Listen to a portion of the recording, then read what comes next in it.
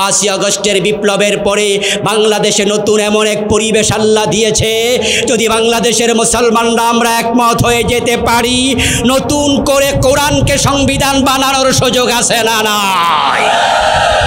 আমরা যারা সামনে গিয়েছি, জুলুমের শিকার হয়েছি, মামলার শিকার হয়েছি, হামলার শিকার হয়েছি, চাকরি চলে গিয়েছে, জেলে যেতে হয়েছে, হাসতে হাসতে ফাঁসির মঞ্চেও যেতে হয়েছে।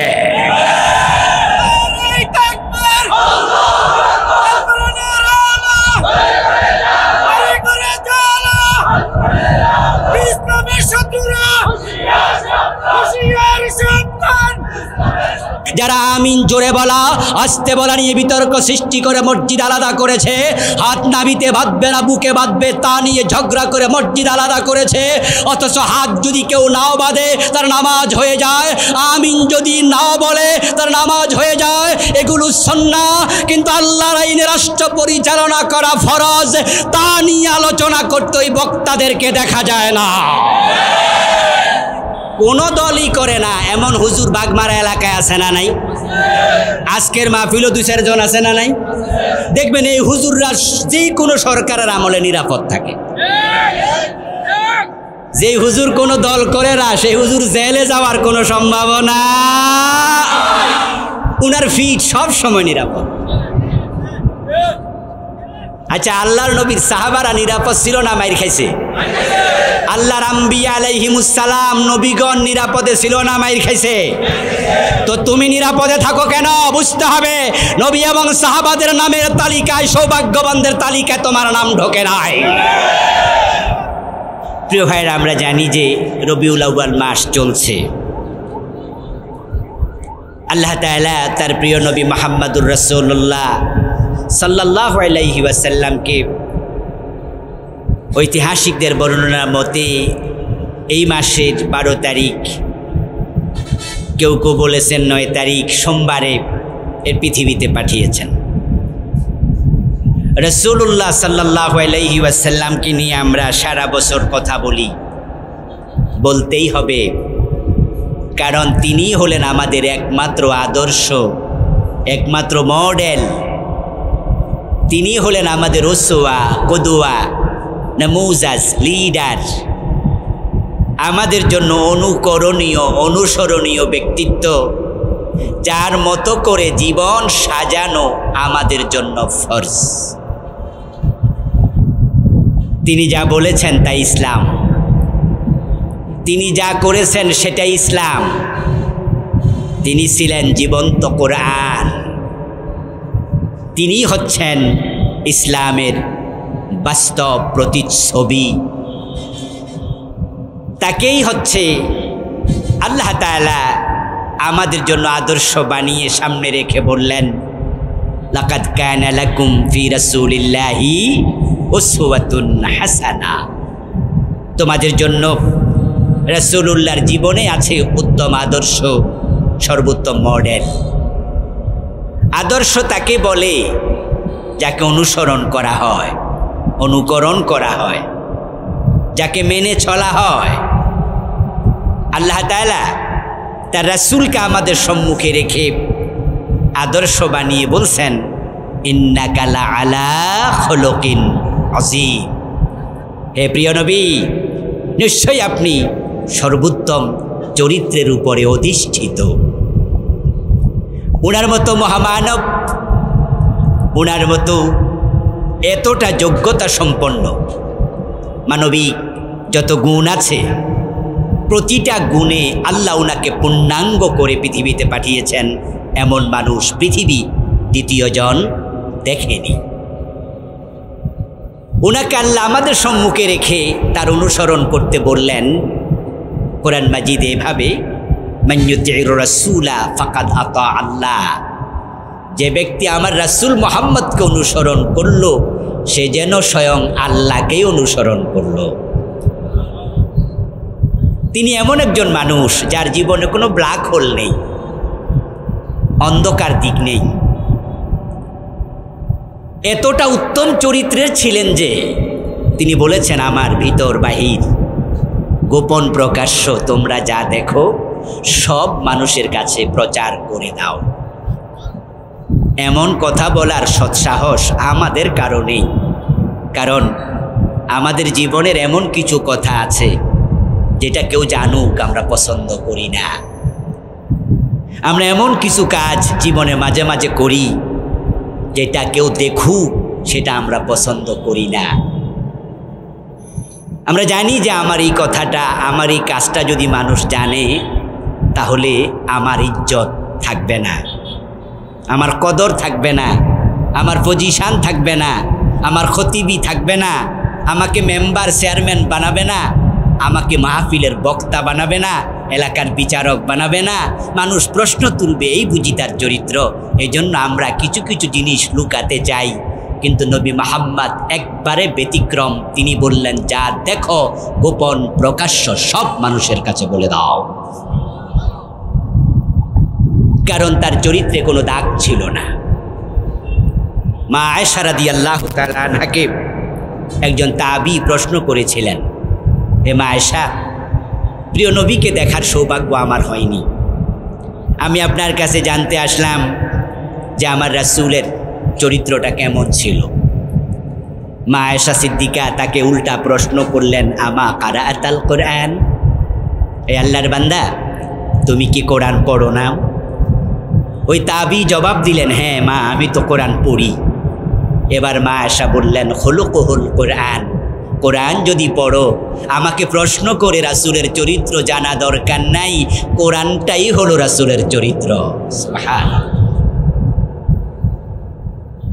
আমার প্রিয় ভাইয়েরা, এই জন্য যদি আপনি রাসূলুল্লাহ সাল্লাল্লাহু আলাইহি ওয়াসাল্লামকে আপনার জীবনের মডেল বানাতে পারেন, আদর্শ বানাতে পারেন, ওনাকে অনুসরণ করে জীবন সাজাতে পারেন, তাহলে আপনি হবেন আল্লাহর অত্যন্ত প্রিয় মানুষ। স্বয়ং আল্লাহ আপনাকে ভালোবাসতে শুরু করে দেবেন। আল্লাহ তাআলা বলছেন, কুল ইন কুনতুম তুহিব্বুনাল্লাহা ফাত্তাবিউনি ইউহিব্বুকুমুল্লাহ। ও প্রিয় নবীজি, আপনি বলুন, তোমরা যদি আল্লাহকে ভালোবাসতে চাও, আল্লাহর ভালোবাসা পেতে চাও, ফাত্তাবিউনি, আমি নবী মুহাম্মদকে অনুসরণ করো, ইউহিব্বুকুমুল্লাহ। এবার আল্লাহ ঘোষণা করছেন, যে ব্যক্তি নবী মুহাম্মদকে অনুসরণ করবে, আমি আল্লাহ ঘোষণা দিলাম, আমি আল্লাহ তাকে ভালোবাসবো। আল্লাহর ভালোবাসা পেতে হলে রাসূলকে অনুসরণ করা দরকার আছে না নাই? অনুসরণ করতেই হবে। প্রিয় নবী যে পৃথিবীতে এসেছেন, তার সম্মান, ইজ্জত, এগুলো আমরা আলোচনা করি। তার ভালোবাসায় আমরা আশিকে রাসূল পরিচয় দেই। নিজদেরকে আমরা আহলে সুন্নি বলি, আহলে সুন্নাত ওয়াল জামাতের লোক, আমরা সুন্নি মুসলিম বলি। প্রিয় ভাইরা, রাসূলুল্লাহকে ভালোবাসেন, নামের আগে আশেক লিখলে তা প্রমাণ হয় না। রাসূলকে ভালোবাসেন, নামের আগে সুন্নি লিখলে তা প্রমাণ হয় না। রাসূলকে ভালোবাসেন, আহলে সুন্নাহ ওয়াল জামাত পরিচয় দিলে প্রমাণ হয় না। রাসূলকে আপনি ভালোবাসেন কিনা এটা রাসূল নিজে বলেছেন, তার প্রমাণ কিভাবে দেবে? মান আহাব্বা সুন্নতি ফাকাদ আহাব্বানি। যে আমি নবীর সুন্নাহকে ভালোবাসে, আমার সুন্নাহকে জীবনে ধারণ করে, ফাকাদ আহাব্বানি, প্রকৃত অর্থে সেই আমাকে ভালোবাসে।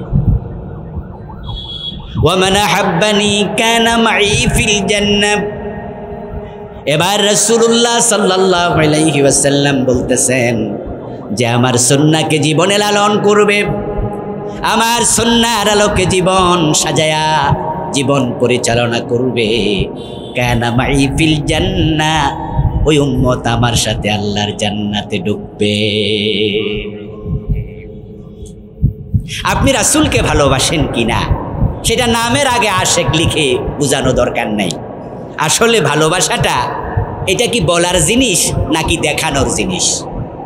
আমি আপনাদের কাছে একটু জানবো, ভালোবাসাটা কি আসলে বলার জিনিস না দেখানোর জিনিস? আচ্ছা, আপনারা উত্তরটা কে কে দিলেন আমি শুনতে পাইনি। ভালো, আমি আরেকটু ক্লিয়ার করি। এই দুনিয়াতে আল্লাহর পরে আমাদেরকে সবচেয়ে বেশি ভালোবাসেন যেই লোক, তার নাম হলো আমাদের মা। আচ্ছা, মায়ের সে সন্তানকে বেশি ভালোবাসে এমন দুনিয়াতে কি কেউ আছে? আচ্ছা, আপনার মা আমি তোমাকে ভালোবাসি এটা কয়দিন বলেছে? বলেছে কোনো দিন? কথা বলেন আপনারা, বলেছে কোনো দিন?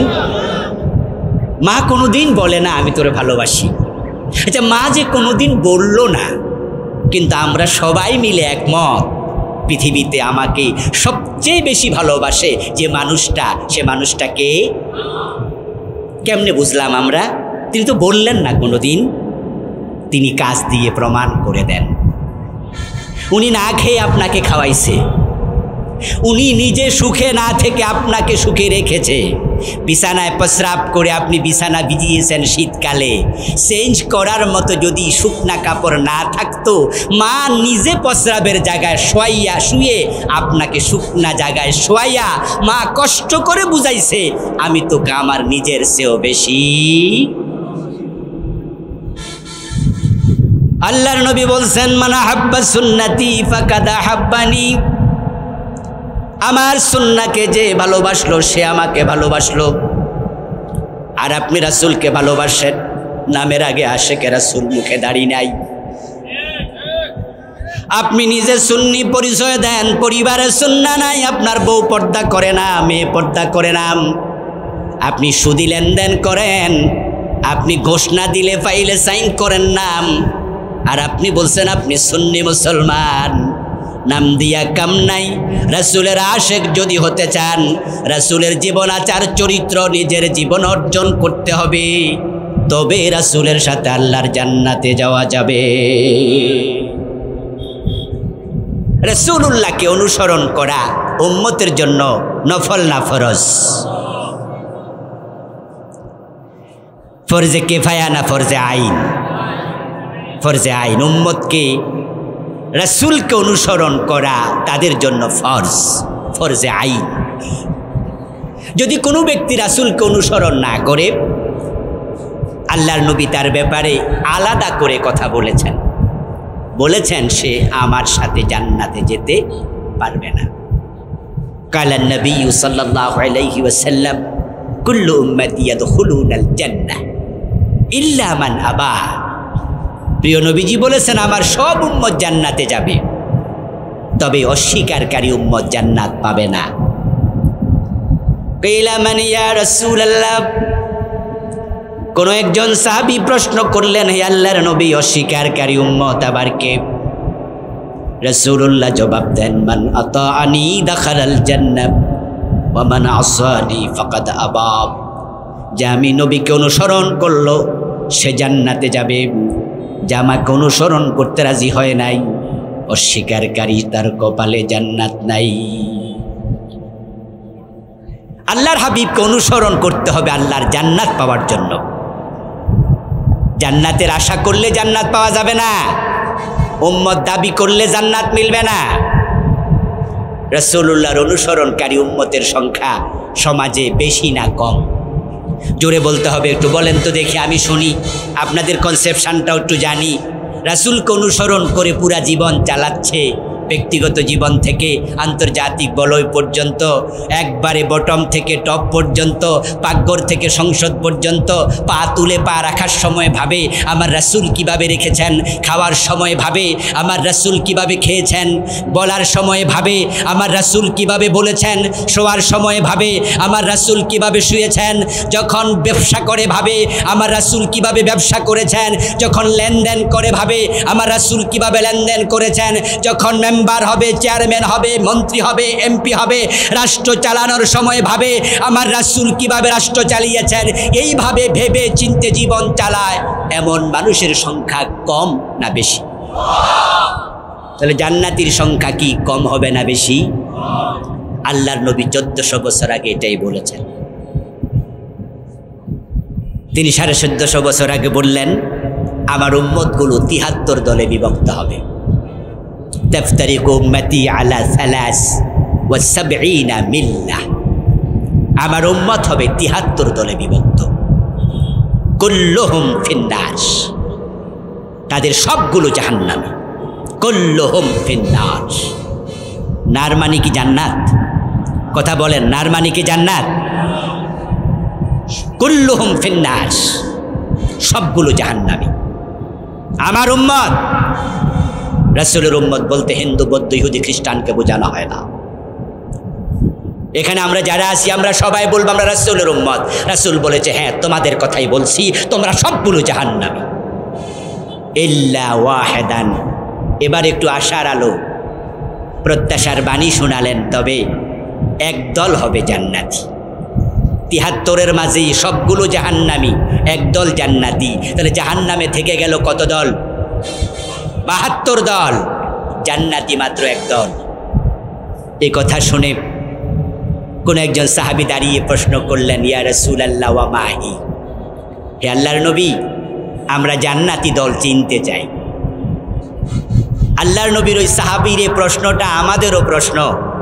একদল জান্নাতি হলে ওই জান্নাতি দলটা সেনা আমাদেরও দরকার আছে না নাই? দরকার আছে। ওই সাহাবী বললেন, হুজুর জান্নাতি দল আমি চিনতে চাই। তাহলে বোঝা গেল জান্নাতি একটা দল আছে, জাহান্নামী দলও আছে। আমাদের দেশে অনেক হুজুর আছে যারা নাকি কোনো দলই করে না,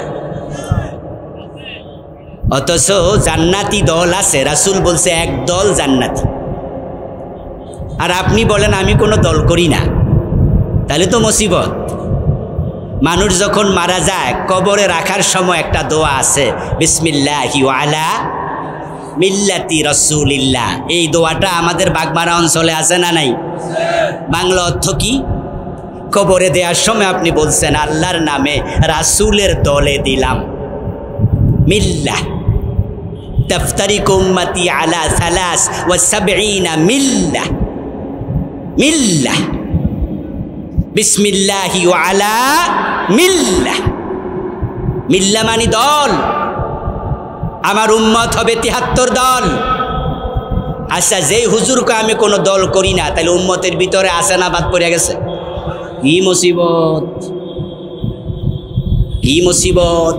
সহিহ বুখারীতে এসেছে, ক্বালান নবী সাল্লাল্লাহু আলাইহি ওয়াসাল্লাম, আশাদ্দুন নাসি বালাআন আল আমবিয়া সুম্মা আল আমসালু ফাল আমসাল। আল্লাহর হাবিব সাল্লাল্লাহু আলাইহি ওয়াসাল্লাম বলেন, এই জমিনে যত বিপদ এবং মুসিবত এসেছে, সবচেয়ে বেশি বিপদ মুসিবত এসেছিল আম্বিয়াদের জীবনে, নবীদের জীবনে। অতটুকু বলে রাসূল থেমে গেলে ভালো ছিল, আমরার পিঠ বেঁচে যেত, আমরা নিরাপত্তা পেতাম। কিন্তু রাসূলুল্লাহ থামেননি, তিনি বলছেন সুম্মাল আমসালু ফাল আমসালু। রাসূলদেরকে, নবীদেরকে যারা অনুসরণ করে জীবন চালাবে, তাদের জীবনও বিপদ মুসিবত আসতেই। কিন্তু যেই হুজুরকে আমি কোনো দল করি না, ওই হুজুরের ইমামতি যাওয়ার সম্ভাবনা থাকে না। বিপদ নাই, মুসিবত নাই, আরামে থাকে। অথচ রাসূলুল্লাহ বলছেন যে নবীদের জীবনে, অনুসারীদের জীবনে বিপদ আসবেই। আমার প্রিয় ভাই, আলহামদুলিল্লাহ এই বিপদ মুসিবত আমরা উত্তরণ করেছি, আমরা এই বিপদের ঝুঁকি নিয়েছি। নবী এবং সাহাবাদের পথে চলতে গিয়ে, রাসূলুল্লাহর দলের লোক পরিচয় দিতে গিয়া, যারা আমরা রাসূলের দলে যোগ দিয়ে জান্নাতে যেতে চাই, এই জুলুম এই পথ চলা থেকে আমাদেরকে এক চুল পরিমাণ সরাতে পারে নাই।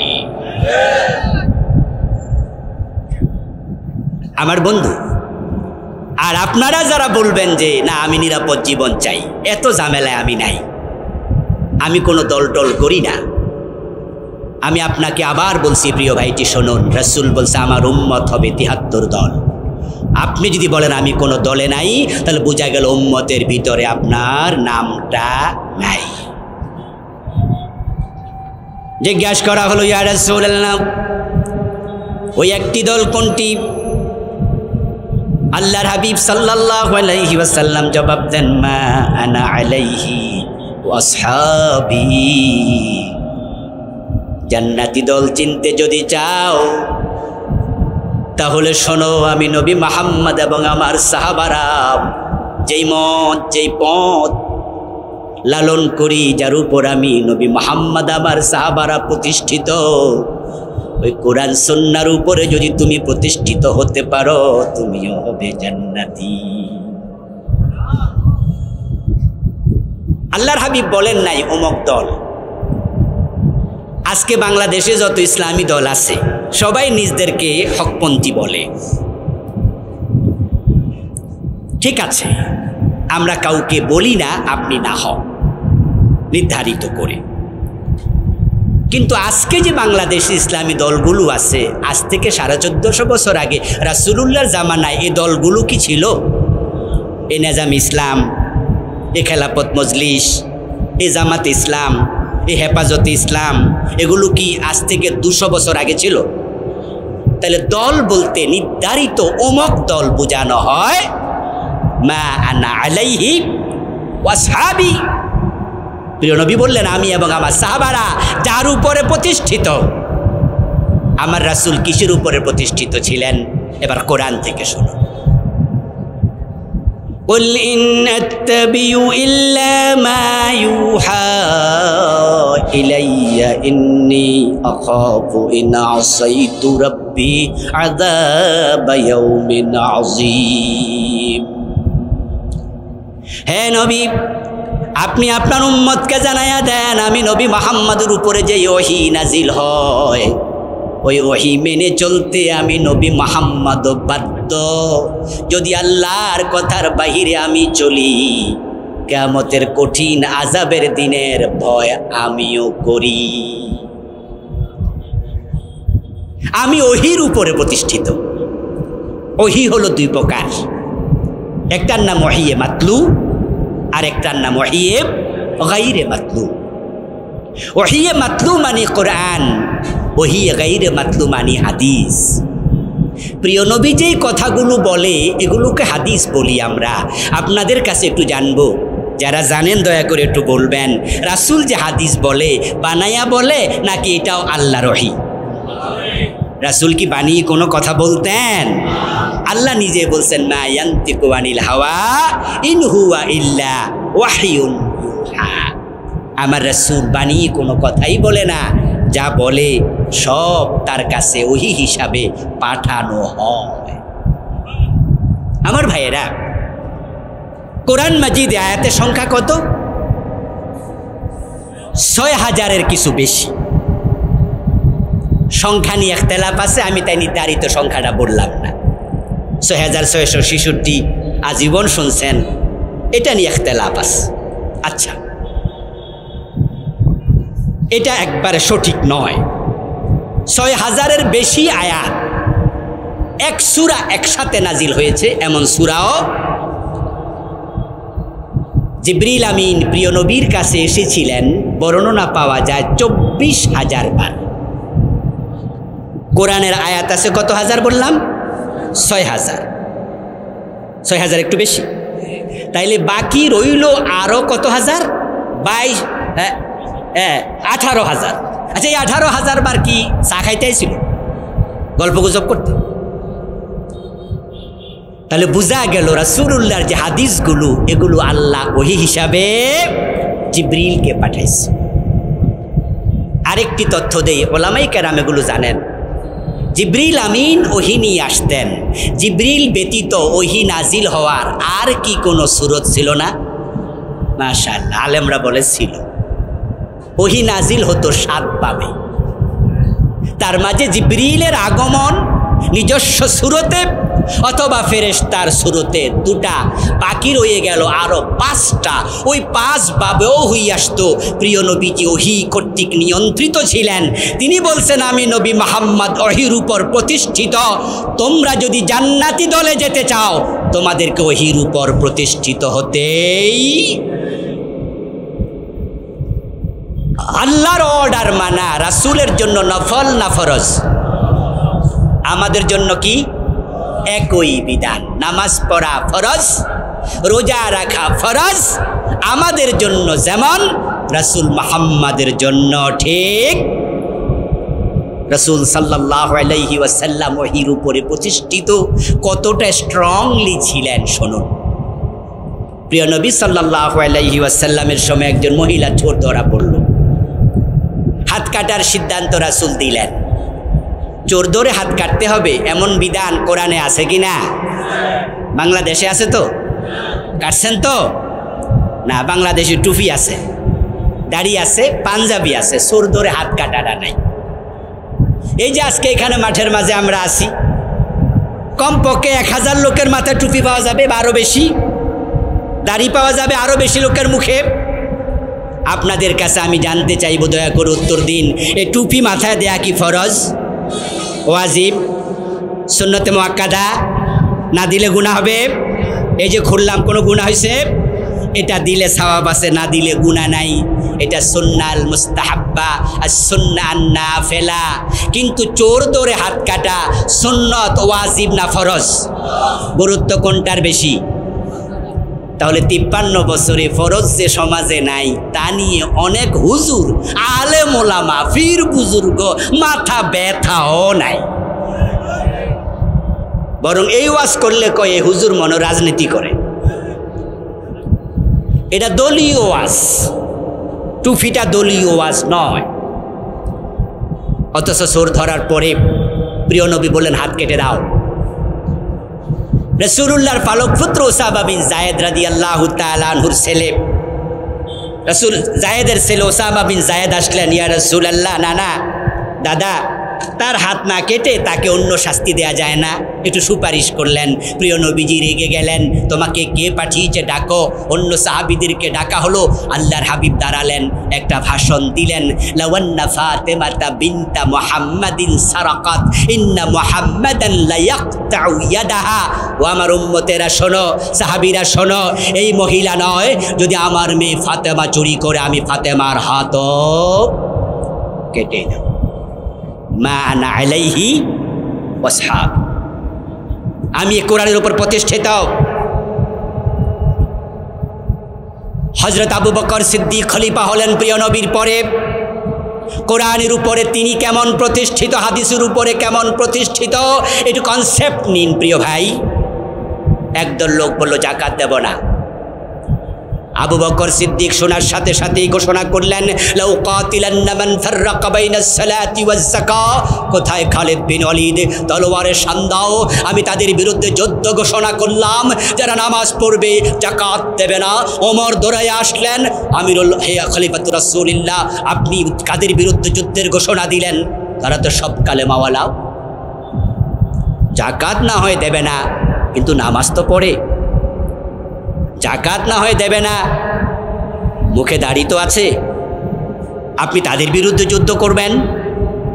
হযরত ওমরের বক্তৃতা শুনে আবু বকর সিদ্দিক বললেন, লাউ মানাউনি ইয়াকালান কানু ইউদ্দুনাহু ইলা রাসূলিল্লাহি সাল্লাল্লাহু আলাইহি ওয়াসাল্লাম লাকাতালতুহুম আলা মানঈ।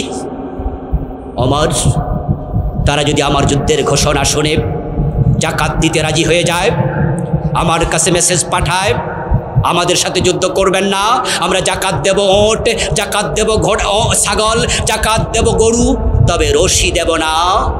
আবু বকর বলে, রাসূলুল্লাহর যুগে তারা ওটও দিত, রশিও দিত, আমি রশির জন্য যুদ্ধ করব। আল্লাহর নবীর ইসলামের মাঝে চুল পরিমাণ হেরফের আবু বকর মানবে না। এই হলো মা আনা আলাইহি ওয়াসহাব। রাসূলুল্লাহর ইসলামে হেরফের হবে না। প্রিয় ভাইয়েরা, এখন রাসূলকে অনুসরণ তো আমরাও করি। রাসূলকে অনুসরণ করলে জান্নাত পাওয়া যায়। রাসূলের অনুসরণের ওয়াজ করার পরে আপনারা অনেকেই মনে মনে আলহামদুলিল্লাহ পড়ছেন। যাক, আমার কাফা, এই কথাটা কার? একটু আওয়াজ দিয়ে চিৎকার দিয়ে বলুন, কথা বেশ বড়। কিন্তু আমরা রাসূলকে অনুসরণ করি আংশিক। মসজিদে গিয়ে হাত কোথায় বাঁধবো তা নিয়ে আমরা ঝগড়া বাঁধাইয়া দেই, প্রয়োজনে মসজিদ আলাদা করে ফেলি। আমিন জোরে বলবো না আস্তে বলবো তা নিয়ে ফতুয়া দিয়ে মাঠ গরম করে ফেলি। আমি বিস্মিত হয়েছি ওই আলেমদের বক্তৃতা শুনে। কারণ যখন সুন্নাহ নিয়ে আপনি ওয়াজ করবেন, মিষ্টি সুন্নাহ, তখন মঞ্চে যারা আছে কেউ আপনার বিরোধী হবে না। সুন্নাহ নিয়ে বলছে, মাশাআল্লাহ, উনি তো আশেকে রাসূল, হুব্বে রাসূল উনার ভিতরে আছে। কিন্তু যখনই আপনি বলবেন যে নবীর আদর্শে উজ্জীবিত হয়ে টুপি মাথায় দিলাম, মুখে দাড়ি রাখলাম, মসজিদে গিয়ে নামাজ পড়লাম, আল্লাহু আকবার বলে নামাজ শুরু করলাম, সালাম ফিরিয়ে শেষ করলাম, বুকে হাত বাঁধলাম, মাথায় টুপি দিলাম, মুখে দাড়ি রাখলাম, ওই নবী 10 বছর যেভাবে রাষ্ট্র চালাইছে সে বিষয়ে আমি রাসূলের সুন্নাহ মানতে বদ্ধপরিকর হয়ে গেলাম। 90% মুসলমানের প্রয়োজন নাই, মাত্র 51% মুসলমান যদি একমত হয়ে যায়, আগামী বছর কোরআন দিয়ে বাংলাদেশ পরিচালিত হবে।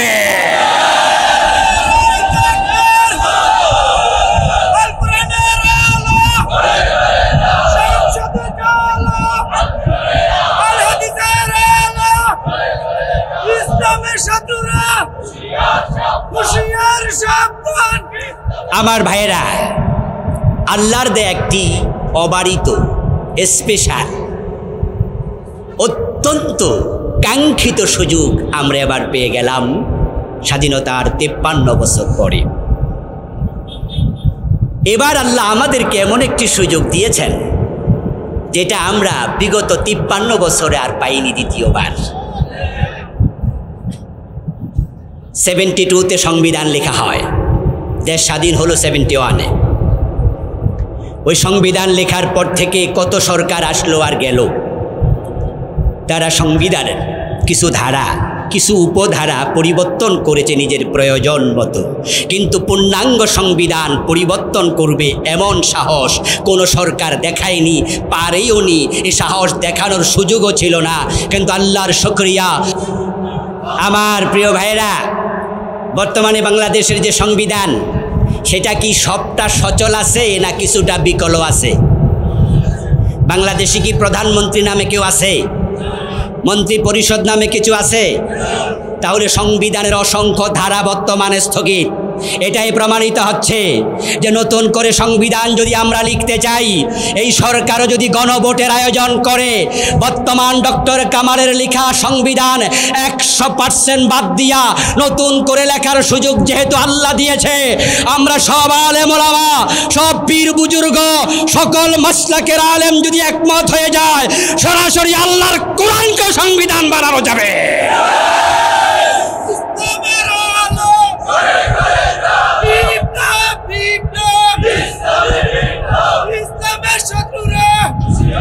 আমার প্রিয় ভাইয়ারা, এই সুযোগটা দিয়েছেন কে? সুযোগ আছে, এখন আমাদের ঐক্যবদ্ধ হওয়া দরকার আছে না নাই? আমরা আলেমরা যদি এবার এক হয়ে যেতে পারি, আমি তো নতুন বাংলাদেশ দেখব, স্বপ্ন দেখছি আগামীর বাংলাদেশ হবে ইসলামের বাংলাদেশ।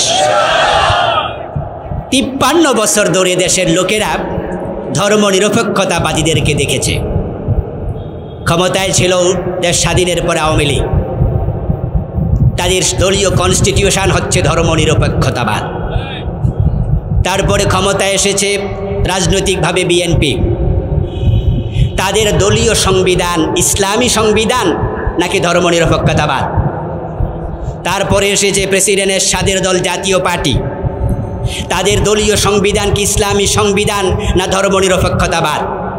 তাহলে 53 বছরের বাংলাদেশ ধর্মনিরপেক্ষতাবাদ দিয়ে পরিচালিত হয়েছে। আমরা আলেমরা যদি এক হয়ে যেতে পারি, আগামী 5 বছর মানুষ ইসলাম দেখতে পাবে। মানুষ উন্মুখ হয়ে আছে, মানুষ অপেক্ষা করছে। এবারের বিপ্লব প্রমাণ করছে এদেশের মানুষ ধর্মনিরপেক্ষতা আর চায় না। আমরা আলেমরা যদি এক হয়ে যেতে পারি, এমন গণজাগরণ তৈরি হবে ইসলামের পক্ষে যেটা আমরা কল্পনাও করতে পারিনি। আল্লাহ তাআলার দেয়া সুযোগটা কাজে লাগানোর জন্য সব আলেম ওলামা, ইসলাম প্রিয় তাওহীদি জনতা, আল্লাহর নবীর কোরআন এবং রেখে যাওয়া সুন্নাহকে বাংলাদেশের সংবিধান বানানোর জন্য ঐক্যবদ্ধ হওয়ার জন্য আপনারা রাজি আছেন না নাই?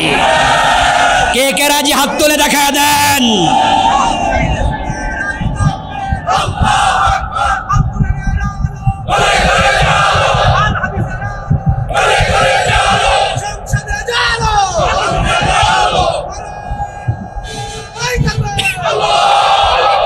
এবার আপনাদের কাছে আমি 1-2টা প্রশ্ন রেখে তার উত্তর নিয়ে আলোচনা শেষ করব ইনশাআল্লাহ। 7:30টায় নামাজ। আচ্ছা, কোরআন যদি এদেশের সংবিধান হয়, ইসলাম যদি এদেশে প্রতিষ্ঠিত হয়, আমাদের কি লাভ হবে না লস হবে? কারো কি লস হবে? সব মানুষের লাভ হবে, হিন্দু, বৌদ্ধ, ইহুদি, খ্রিস্টান, সব। মুসলমান তো আমরা আছি, সবাই শান্তিতে থাকবেন, সবাই সমৃদ্ধি পাবেন।